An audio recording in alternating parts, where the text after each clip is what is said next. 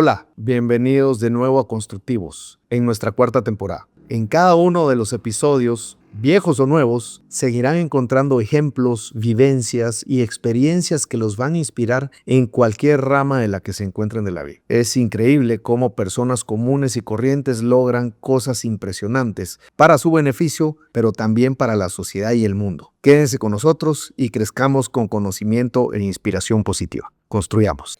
Hola. Bienvenidos al episodio 39 de Constructivos en nuestra cuarta temporada.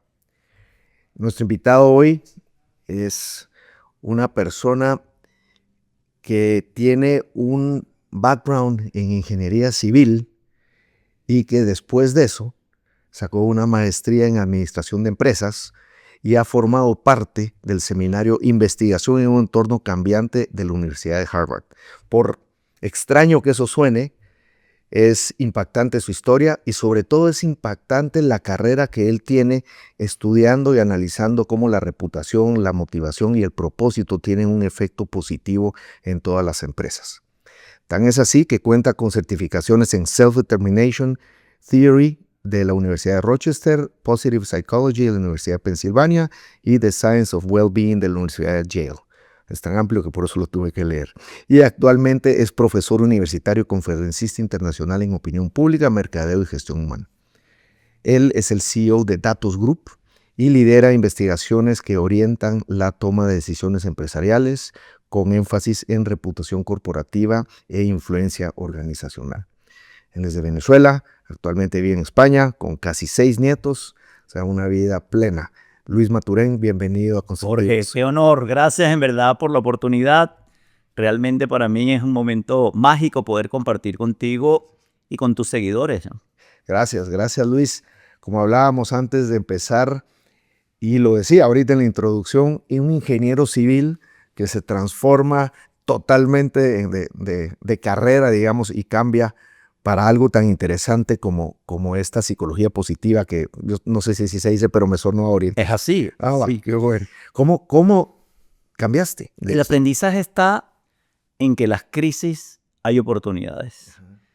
En el momento en que yo me graduó, la situación en Venezuela para la industria de la construcción en particular fue muy grave, muy grave. Un desempleo de ingenieros y arquitectos impresionante. No. De hecho, fui de los pocos de mi promoción que pude conseguir un trabajo, pero efectivamente no había posibilidades de crecimiento porque había mucha gente en la calle tratando de lograr tu puesto. Seguro. Y entonces yo empecé a trabajar en el área de la industria. Pero llega un momento en que eres un ingeniero civil con experiencia de industrial y dije, esto no me va bien, no voy a estudiar ingeniería industrial y entonces voy a hacer un máster como para tratar de justificar qué hago yo aquí.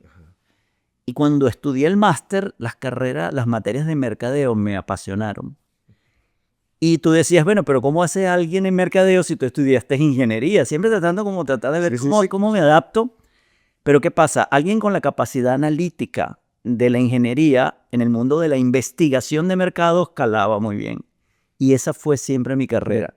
Cuando empiezas a hacer investigación de mercados, te das cuenta que te apasiona el comportamiento humano. Cómo de complicado es tratar de entender cómo las personas toman decisiones. Es decir, qué motiva a una persona a tomar una decisión u otra.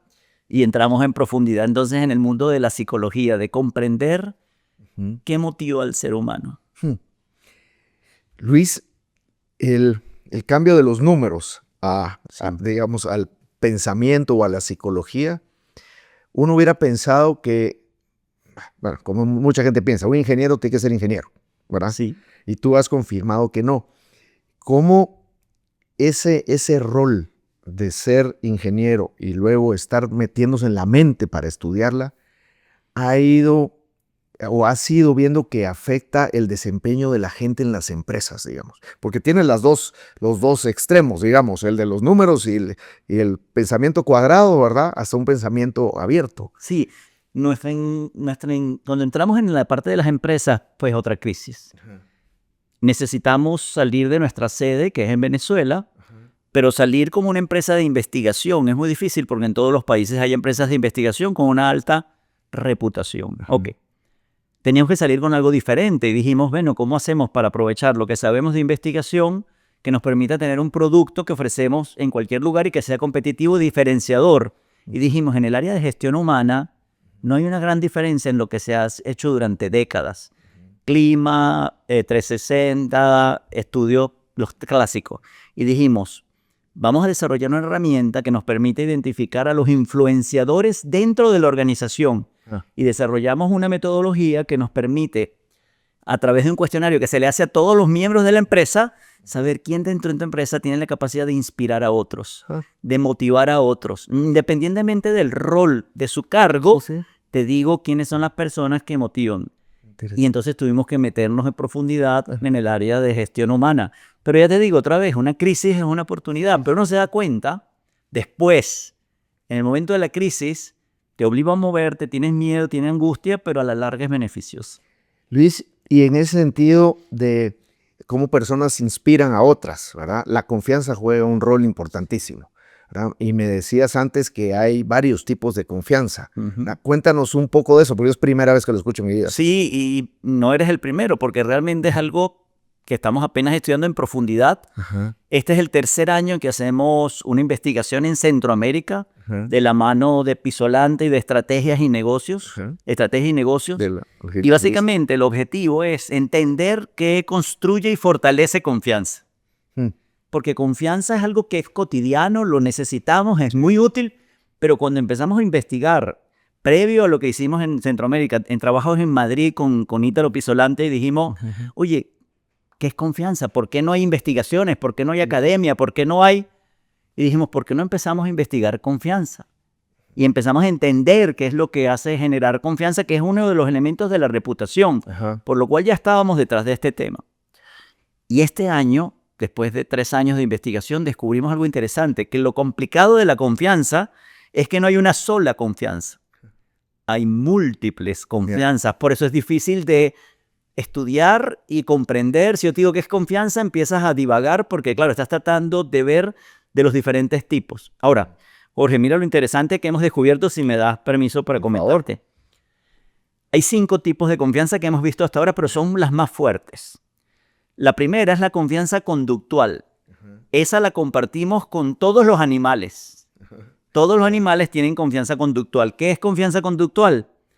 En función de cómo yo interactúo contigo, me vas generando confianza, porque en la medida que tengamos varias iteraciones y varias oportunidades de interactuar y todo sale bien, eso me va causando esa confianza conductual.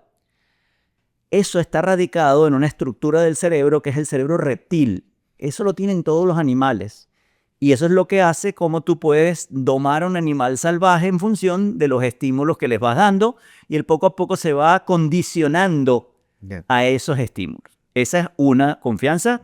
Todos los animales fundamentan su confianza en ese tipo de confianza, su experiencia con el entorno y con otros animales. El otro tipo de confianza, que también la compartimos con un grupo de animales, no con todos, es la afectiva.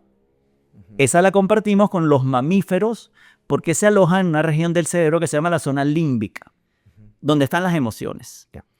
Y ahí entonces tenemos una confianza que se fundamenta en, oye, si yo aprecio a esta persona, y esto se porta a marcas, a empresas, a líderes empresariales, si yo tengo afecto o aprecio por esa persona, sencillamente eso me proyecta confianza. Y ahí también está una confianza que es muy conocida, que la habla Malcolm Gladwell en su libro Blink. Dice, es importante la primera impresión. Cuando a ti alguien te causa la primera impresión, va a esa parte afectiva donde tu cerebro límbico te dice, confía. Porque lo que estoy viendo no es nada que me llame al peligro o al estar alerta. Tu forma de ser, tu fisonomía, tu forma de hablar, sencillamente, o cómo habla una marca. Sí, pues, hay algo. Algo que te dice, confía, pero no es racional. Y la ventaja de estas dos confianzas es que son muy sólidas, muy fuertes, porque están en una parte del cerebro que yo no puedo argumentar contigo, no habla esa parte del cerebro, por lo cual yo no te puedo decir, Jorge, no confíes en esta marca, o no confíes en esta persona, o no confíes en esta empresa, porque a mí me fue mal. Tú dices, pero a mí me ha ido bien, mis experiencias han sido buenas, o yo le tengo aprecio, o se han portado bien conmigo. Es decir, hay algo. no me puedo argumentar. Yeah. El riesgo de esta confianza es que es frágil como el concreto. ¿Qué es lo que ocurre? El concreto es muy fuerte, Bueno, eso la atracción... Eso lo entendemos los ingenieros civiles. Explican, por favor. Claro, porque fíjate, tú tienes el concreto o el hormigón, no sé cómo lo dirán, Concreto. a compresión, es decir, yo lo aplasto, eso nunca se va a romper, pero si yo trato de tirar de él, se parte. Es fuerte pero frágil a la vez. Así es este tipo de confianza. Una mala experiencia, un desencuentro, una situación que rompe esa confianza, la rompe de una forma importante en poco tiempo. Te ha tratado mucho tiempo construirla, pero muy poco en destruirla. Ya. Y recuperarla es mucho más difícil. Ese es el riesgo de este tipo de confianza, de forma que una marca o una empresa que se fundamente solo en este tipo de confianza del servicio que presta, y lo tiene que hacer porque es muy sólida, pero no es lo suficiente. Pero luego vienen 3 tipos de confianza que son únicas del ser humano, que están localizadas en la neocorteza y en el lóbulo frontal, estructuras que solo los seres humanos tienen, que es la que nos hacen llegar a este podcast hoy. Si no, no estaríamos en un podcast, estaríamos en una selva tratando de conseguir fruta. Perfecto. Lo que nos trae este podcast hoy es unas estructuras que tenemos que nos hacen racionales, con la capacidad de proyectar hacia el futuro y ciertas características también de colaboración. Tenemos un sistema de colaboración que ningún animal tiene, que nos ha permitido construir esto que nos rodea. Estos 3 tipos de confianza son la confianza cognitiva, y es que yo creo que tú tienes la capacidad de construir un edificio. Tú tienes la formación y por eso te doy a ti la responsabilidad y la confianza de que tú construyes un edificio, pero cuando me voy a operar, voy con un cirujano y no voy con un ingeniero. Exacto. Es cognitivo, es decir, creo que tienes la capacidad de poder... Basado en ciertos hacer- hechos. Ajá. Sí, de tu conocimiento, de tus estudios, de tu preparación. Luego está la confianza tecnológica o de innovación, que creo que tienes la tecnología, tienes los equipos, la tecnología, los avances y la innovación para poder hacerlo.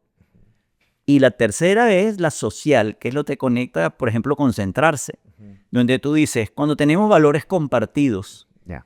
cuando tenemos una actuación institucional sólida en cuanto a un propósito que vamos a hablar más adelante, oye, eso me genera mi confianza, porque tú y yo compartimos valores, que es uno de tus temas también importantes en el podcast, que sencillamente tú y yo al compartir valores sentimos que tenemos cosas en común y sentimos confianza. Ahora, 5 tipos de confianza, lo que hace difícil que entendiera la confianza.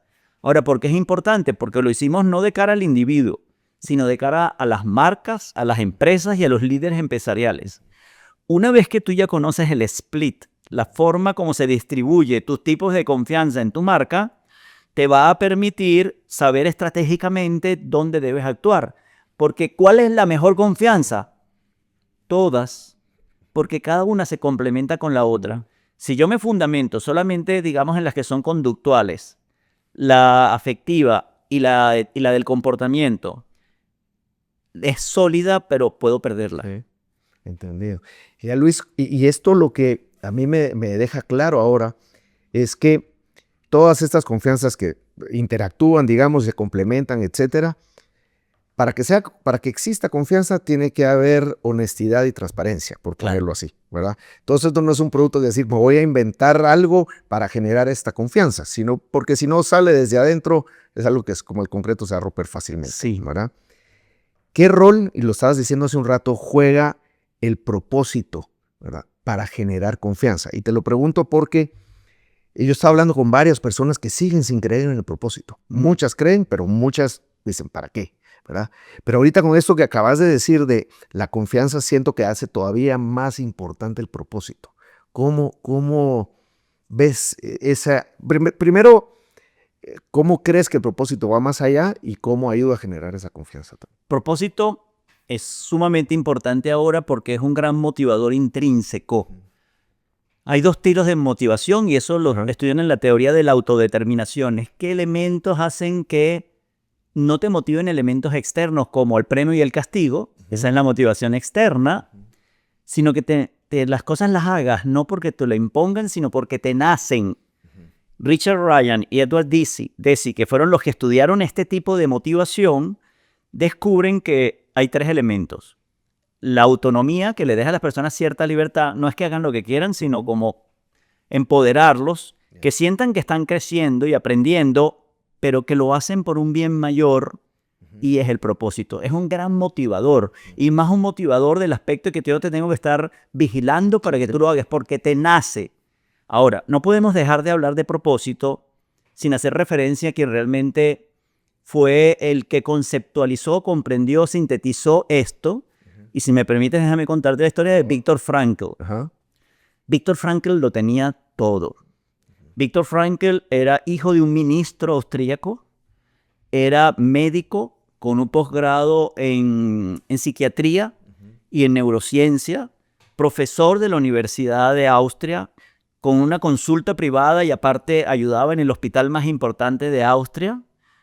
Recién casado, 1 año, lo tenía todo y su único problema era ser judío en Austria en el año 44.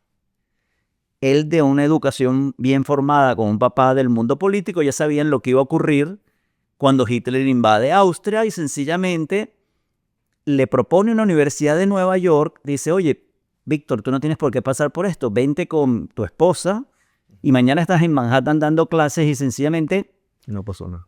Pero él escribe en un libro que se llama El hombre en busca de sentido, yo sentí que mi propósito, es cómo ayudo a los demás, era quedarme para entrar a los campos de concentración y ayudar a mis compañeros del campo de concentración a superar, porque yo soy psiquiatra. Sí, pues. Yo tengo habilidad para poder superar esto. Entonces, voluntariamente, prácticamente, entra a un campo de concentración y se pudo librar.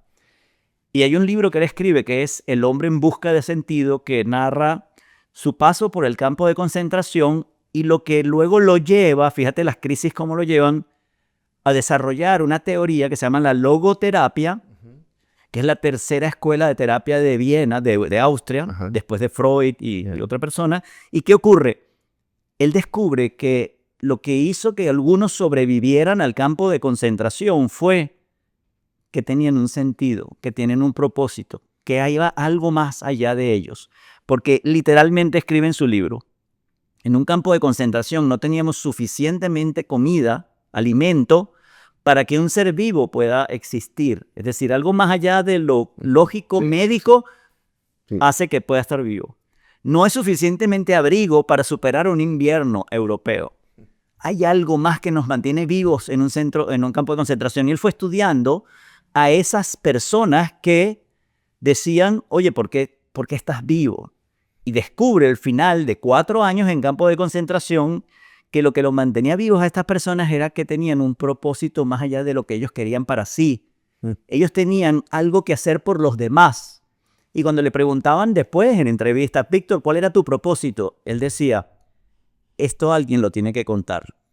Si yo me muero, nadie va a poder contar lo que pasamos. Y eso se aferró él a eso y lo mantuvo vivo. Cuando él sale del campo de concentración, él siempre fue un académico, empezó a estudiar ese fenómeno, creó la logoterapia, que es tratar a las personas ayudándolos a buscar cuál es la razón de ser de tu vida, cuál es tu propósito, porque es un gran motivador.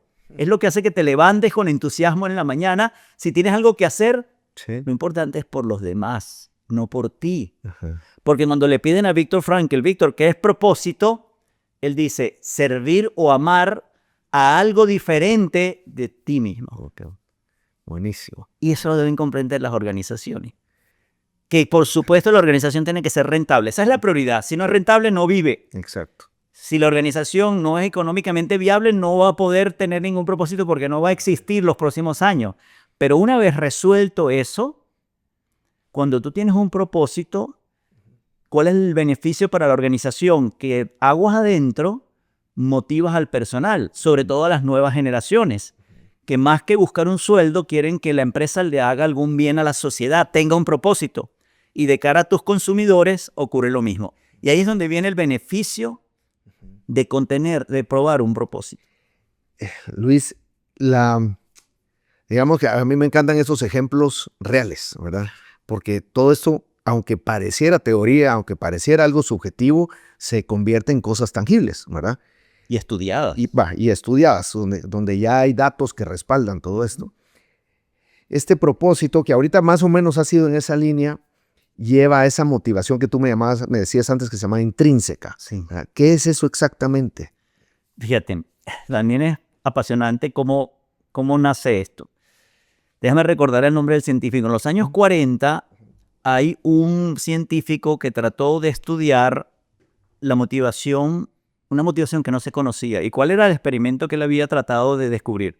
Cuando él tomaba monos rhesus, que era con los que hacía el experimento, y le ponías un estímulo oye, voy a ver qué motiva más, o el premio o el castigo. Entonces él tenía a un grupo de monos que si resolvían un acertijo, él les ponía un acertijo que podía resolver el mono. Voy a ver si los motiva más que yo le dé comida o que le doy electricidad. ¿Qué hace que lo hagan más rápido? Porque a mí me interesa saber qué funciona más, castigo o premio. Lo que le sorprende a este científico es que apenas colocaba el acertijo frente al mono, el mono empezaba a resolverlo. Y él decía, pero espera, todavía no he dado el estímulo del premio o del castigo. Y el mono empezaba a resolverlo, decirle, ¿y cuál es su conclusión? Dice, hay una motivación que va más allá del premio y el castigo.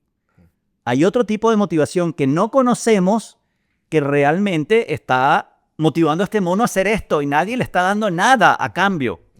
Ahora, él anota esto y dice, oye, voy a empezar a investigar esto, pero paraliza sus investigaciones porque los monos con los que él ejercitaba nacían en el laboratorio, los tenían en cautiverio y muy pequeños los separaban de sus madres y empezó a darse cuenta que esos monos que separaban de la madre empezaban a tener unos comportamientos anormales, pero de violencia, de gran temor, de miedo. Y al darse cuenta de ese comportamiento, deriva su investigación hacia el afecto. ¿Cuánto impacta el afecto de un mono? Y es esa típica imagen que hemos visto de un pequeño mono abrazando una madre ficticia de metal, que si la forrabas con piel su comportamiento diferente. Esa fue su línea de investigación. Pero su última conclusión de las primeras investigaciones dice, hay una motivación más allá del premio y el castigo. 20 años después, Edward Deci, Richard Ryan, leen estos papers y dicen, vamos a investigar esto en profundidad. Es decir, ¿qué es lo que motiva a una persona o a un animal más allá del premio y del castigo? Y entonces desarrollan esta teoría de la autodeterminación donde van identificando esos elementos que motivan a las personas. La maestría, el que si las personas sienten que están aprendiendo y creciendo, eso motiva a las personas porque tenemos una necesidad de cada vez ser mejores. La autonomía, que a las personas le dan cierta libertad, que no es que puedas hacer lo que quieras, pero cierta la vida, yo te empodero, yo te doy la responsabilidad, en vez de decir yo voy a decir qué es lo que se hace, no, tú tienes ciertas margen de autonomía. Y el propósito, el que sientas que lo que estás haciendo va más allá de ti. O sea que esa motivación intrínseca, digamos, puede ser personal. O sea, no es la misma siempre para todos. O sea, puede ser propósito, puede ser autonomía, puede ser... O una mezcla, una combinación en diferentes proporciones. Y probablemente, y no estoy seguro, probablemente Edward Deci y Richard Ryan sí lo saben, algunos los motivará más propósito, otros los motivará más autonomía, pero esos son los tres elementos que ellos demostraron que cuando están presentes, realmente... Y hay un ejemplo fabuloso. Muchos a lo mejor no lo conocen porque la audiencia es joven. Cuando comenzó Wikipedia, las enciclopedias que existían en el momento dijeron, están locos. Porque Wikipedia, ¿cuál era el concepto? Ok, tú sin que yo te pague nada, vas a entrar a una página y vas a escribir un artículo sobre lo que sabes. Pero nadie te va a pagar nada. Ok. Cuando una enciclopedia que le pagaba a expertos para escribir en artículos, le costaba una fortuna y le presentan esto, dicen, tú no entiendes de este negocio, tú no sabes lo que es esto, no tienes idea. Y fíjate lo que hoy es Wikipedia. Ahora, ¿qué hay en Wikipedia? Motivación intrínseca. Y no le pago a nadie, y es la mayor enciclopedia del planeta. Cuando las enciclopedias se dieron cuenta de lo que estaba ocurriendo, trataron de atacarlo y dijeron, oye, la calidad es mala, eso no puede ser una buena calidad. Contrataron expertos para ver cuál era la diferencia y dijeron, los expertos tuvieron que decir, es bastante buena, es bastante buena. Y es decir, pero lo importante es el volumen, millones de artículos. traducido a idiomas como el vasco, tú dices, pero Sí. en cualquier idioma están traducidos. Es decir, en dialectos está traducido. Y nadie ha pagado nada. Y esa es la motivación intrínseca. ¿Por qué?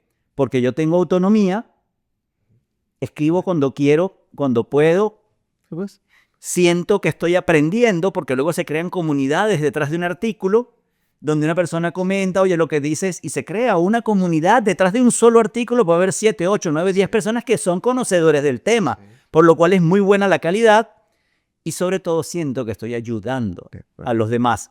Un ejemplo de motivación intrínseca, sin pagar un medio se ha hecho la mayor enciclopedia del planeta. qué interesante. Y eso confirma lo que un invitado nuestro decía hace unos episodios, que él era un astrofísico, es un astrofísico, que las comunidades se van creando con temas, digamos, relacionados, ¿verdad? De gente que tiene las mismas motivaciones. O sea que interesantísimo. Luis, digamos que todo esto que tú has estado estudiando, la asesoría y consultoría que das a muchas empresas y a personas, ¿cómo podemos hacer para que a través de la confianza, a través del propósito, de la motivación, más gente se sume a causar impacto positivo? Pero sobre todo que se atrevan a contarlo, porque lo que hemos encontrado es que la gente o es muy apática o es muy tímida o yo no sé qué otra razón puede haber, pero no cuentan lo bueno que se hace. Y tienes razón, porque sí hay interés. Nosotros hemos hecho aquí en Guatemala estudios para obtener el propósito de una organización, porque lo importante es que el propósito debe ser algo que sale de toda la organización. No es algo que, digamos, los dueños o la junta directiva decide, oye, decidamos hoy cuál es el propósito de la empresa, porque no inspira, no motiva. Porque lo interesante es que tus colaboradores sepan exactamente qué les gustaría a ellos, cómo la empresa sirva a la humanidad. Sencillamente, entonces, hemos hecho varias investigaciones de ese tipo. También ayer, en un evento donde presentamos estos tipos de confianza, oye, realmente hubo mucho interés en conocerlas, de tratar de saber cuál es la base para entonces yo poder comprender más. Y lo importante es que eso te dice que hay más interés y se hace más efectivamente de lo que se dice. Y yo tengo una teoría que el mundo realmente va a cambiar en el momento en que las decisiones de las personas de compra se fundamentan en lo que esa empresa hace por la sociedad. Porque hasta ahora hemos basado que, digamos, las decisiones del beneficio común de una población está en manos del gobierno. Y perfecto, puede estar en manos del gobierno. Pero cada 4, 5, 6 años tomamos la decisión de cuál es el gobierno. Sea buena o mala la decisión, y va a durar 4 o 5 años. Y se vota una sola vez. Pero ¿qué pasa si todos los días, cada vez que vamos a comprar un producto, emitimos un voto de aquella empresa que hace bien por los demás? De aquella empresa que ayuda en las escuelas, de aquella empresa que construye escuelas, de aquella empresa que se preocupa por el medio ambiente, de aquella empresa que se preocupa por sus colaboradores, de aquella empresa que se preocupa porque el país sea grande. Son millones de votos todos los días. En el momento en que cambias el mindset, y yo no esté pensando que mi vida va a cambiar en función de lo que decida en una elección dentro de 4 o 5 años, sino que cada elección que estoy haciendo todos los días de la marca que apoyo con mi dinero va a hacer cambiar el país, en ese momento va a cambiar. Perfectamente, las empresas tienen que empezar a comunicar no los atributos de la marca, sino qué hago por ti. De acuerdo. Que es una conexión mucho más fuerte. Porque yo ya sé que viene a ser el producto por mí. Me lo has dejado clarito. Ya estoy convencido. Por supuesto, una marca nueva tiene que empezar a decirlo. Pero si las marcas comienzan a decir, las empresas, mira lo que hago por Guatemala. Mira qué hago por la sociedad. Mira lo que hago por los niños. Mira lo que hago por el medio ambiente. Mira lo que hago por la infraestructura. Me enteré ayer que aquí construyeron una autopista privada. Normalmente las autopistas no se construyen así. Así es. Porque alguien tiene que expropiar terrenos y el gobierno es el mejor que puede hacer eso. Pero ir comprando los terrenos para construir, esto es algo titánico. Yo creo que Guatemala es el único país en que se ha hecho. Sí, tengo entendido. Porque esto no, me dijeron 18 años les tomó comprar las tierras por donde iba a pasar la carretera. En el momento en que una empresa lo diga, yo construí carreteras. Ese era un trabajo de gobierno. Pero fíjate cómo está mutando. De acuerdo. Por el momento yo prefiero comprar este producto porque me construyó una carretera, porque construye escuelas. Y al final es eso, ¿verdad? Que lo puedan decir de una forma asertiva, por ponerlo así, ¿verdad? Pero sobre todo de una forma consistente, porque esa comunicación, lo que he visto yo, es que una empresa cuenta, hice esto, bueno, y después se desaparece. ¿Verdad? O sea, y de repente a los años vuelve a aparecer. Y yo creo que oí a Ítalo decir una vez que hay que tener esa comunicación responsable, o sea, responsablemente estar comunicando lo que hay que comunicar, pues, ¿verdad? Y te lo lleva años en esto y lleva años consistentemente diciéndolo él también, que efectivamente, oye, no está mal que tú digas, pero todo va a cambiar en el momento en que los consumidores tomen sus decisiones, Sí. no en función del producto, sino en función de lo que tú haces por los demás. Sí. Ahí va a cambiar todo. Y estamos en la dirección correcta. Excelente. Si yo nací hace muchos años, si yo recuerdo cuando yo era un niño, olvídate, lo que se hacía era filantropía, entonces, Exacto. donde regalabas dinero Y ya estaba. pero nadie estaba preocupado por cosas la educación, por construir, por ayudar realmente. Lo que nos falta es la etapa de decirle, en vez de decirte lo bueno que es mi producto, te voy a decir qué tan importante eres tú para mí, que soy capaz de tomar parte del dinero para dedicarlo a esto.